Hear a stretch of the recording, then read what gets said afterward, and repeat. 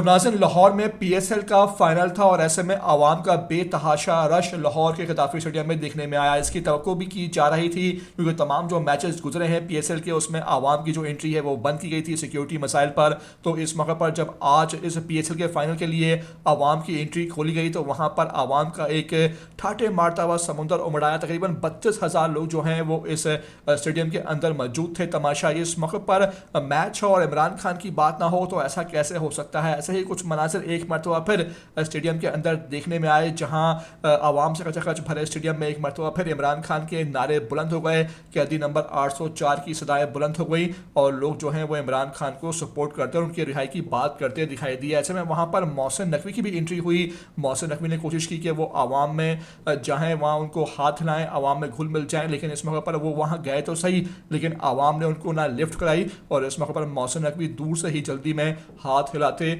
वहां से चले गए। इस मौके पर भी चंद एक नारे जो हैं वो सुनने में आए और लोगों ने एक बार तो फिर वहां भी इमरान खान की रिहाई के लिए आवाज़ बुलंद की। तमाम तर मनाजिर आज लाहौर के गद्दाफी स्टेडियम में देखने में आए हैं, जहां पीएसएल का फाइनल था जो पेशावर ज़ल्मी जीत गई है और ऐसे में एक मरतबा फिर इस स्टेडियम के अंदर जो है वो इमरान खान की रिहाई की बात हुई है, इमरान खान के नारे लगे हैं और एक मरतबा फिर लाहौर में तमाशाइयों ने बता दिया है कि जब जब कोई बड़ा इवेंट होगा तो वहाँ इमरान खान की बात तो ज़रूर होगी। तमाम तरह सामने आए हैं मनाजिर, आपको दिखाने भी जा रहा हूँ। आपसे रिक्वेस्ट है कि पहली बार आए हो ETV 247 उर्दू पर तो वीडियो को आखिर तक देख लो। चैनल को लाजमी आप सब्सक्राइब करो, लाइक करो, शेयर करो और कमेंट करके मुझे अपनी कीमती आरा से लाजमी आगाह ज़रूर कर देना।